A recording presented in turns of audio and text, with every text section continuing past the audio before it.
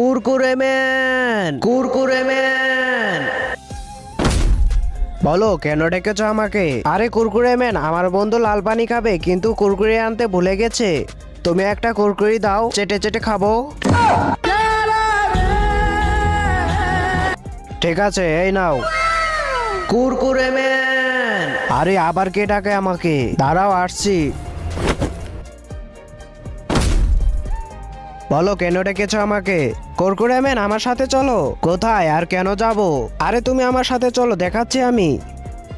বন্ধু, এই দেখো, তোমরা একটা কুরকুরি প্যাকেট চেয়েছিলে, আমি পুরো কুরকুরি ম্যানকে নিয়ে এসেছি। তোমাদের যত খুশি এখান থেকে নাও আর মন ভরে খাও।